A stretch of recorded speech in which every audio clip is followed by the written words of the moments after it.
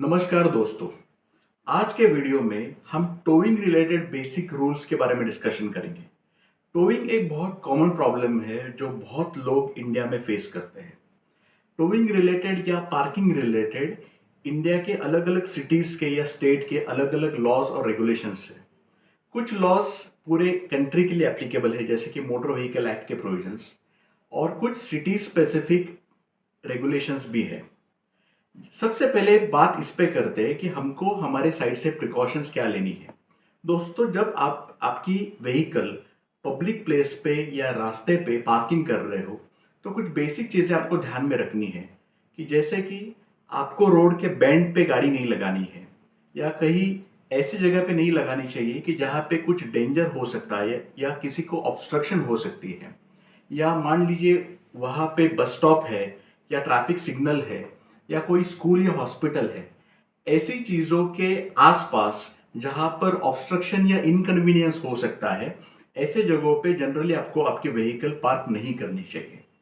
दूसरी चीज़ ये है, एक बेसिक रूल ये कहता है कि अगर कोई व्हीकल 10 घंटे से ज़्यादा अनअटेंडेड है, मतलब वो निकाली नहीं गई है, तो पुलिस को वो राइट है कि पुलिस उसको टो करके अपने कस्टडी में वो व्हीकल उठा के लेके जा सकते हैं। अभी कुछ बेसिक रूल्स टोइंग के बारे में अलग अलग सिटीज में वक्त वक्त पे अपडेट होते हैं। जैसे कि अगर मुंबई की बात कही जाए तो कमिश्नर ऑफ पुलिस ने ट्रैफिक रिलेटेड कुछ बेसिक रूल्स हाल ही में अपडेट किए हैं। जैसे कि अगर कोई ट्रैफिक डिपार्टमेंट के ऑफिशियल्स गाड़ी टो करना चाहते हैं तो वो टो करने से पहले सबसे पहले उनको उस जगह पे जाके जिसकी व्हीकल उनको टो करनी है, सबसे पहले उनको पब्लिक स्पीकर पे, लाउड स्पीकर पे अनाउंस करना है कि ये गाड़ी है, इसका ये नंबर है और ये गाड़ी हम टो करने जा रहे हैं।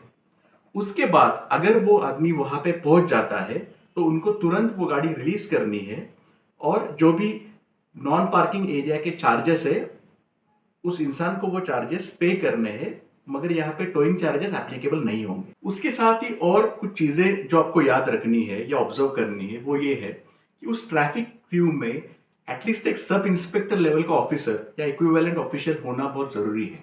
उसके साथ ही जो भी चालान बनता है उसका ई चलन आपको ऑन द स्पॉट इशू होना चाहिए। अभी मान लीजिए कि यहाँ तक हो गया और आपकी गाड़ी अगर पुलिस ने सीज कर दी है तो उसको रिलीज कैसे करें। रिलीज करने के लिए उस एरिया का जो पुलिस स्टेशन होगा वहां जाके आपको एक अर्जी लगानी है।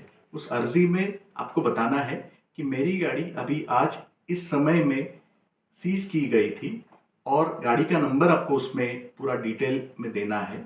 आरसी बुक के डिटेल्स वो सारे लिखने हैं वहां पर और आपको बताना है कि ये आपसे ये गलती क्यों हो गई और इसके बाद आप नहीं दोहराओगे और जो भी एप्लीकेबल फाइन या पेनल्टी बनती है वो आप भरने के लिए रेडी हो। इस स्वरूप का एक अंडरटेकिंग या एप्लीकेशन आपको पुलिस स्टेशन में देके आपको रिलीज करने के लिए रिक्वेस्ट करना है।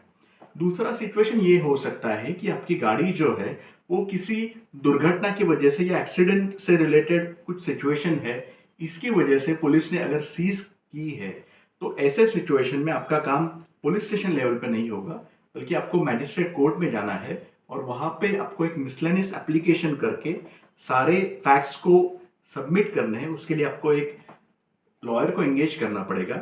उसके बाद कोर्ट जो है वो पुलिस स्टेशन का रिप्लाई ऑन रिकॉर्ड लेगा और उसके बाद दोनों साइड का जो फैक्ट्स है वो कोर्ट सुनेगा और उसके ऊपर एक रीजन ऑर्डर पास करेगी। उसके बाद कोर्ट का ये ऑर्डर जो है वो आपको पुलिस स्टेशन पे या जो कॉम्पिटेंट अथॉरिटी है उनको जाके सबमिट करना है और उसके बाद ही आपकी गाड़ी जो है वो रिलीज हो सकती है। तो दोस्तों, ये बेसिक फैक्ट्स जो है ये जानना आपको बहुत ज़रूरी है, क्योंकि इंडियन सिटीज़ में ये सिचुएशन बहुत आम है कि बहुत ज़्यादा कंजेशन आपको हर जगह मिलेगा और दिन ब दिन गाड़ियाँ बढ़ती ही चली जा रही है। तो गाड़ी आपके पास है मगर गाड़ी लगाने के लिए जगह नहीं है या या आइडियल जगह नहीं है, तो ऐसे सिचुएशन में आपको क्या करना है या ऐसे प्रॉब्लम में अगर आप फंस गए तो आप उसमें से कैसे निकाल सकते हो, ये जानकारी आपको होना बहुत जरूरी है। दोस्तों, ये इन्फॉर्मेशन आप आपके फ्रेंड्स और आपके नेटवर्क के साथ प्लीज शेयर करिए और ज्यादा से ज्यादा लोगों का फ़ायदा हो, इसी यही इंटेंशन से ये वीडियो बनाई है। तो प्लीज़ इसको सपोर्ट करिए, चैनल को सब्सक्राइब करिए, लाइक करिए। Thank you so much.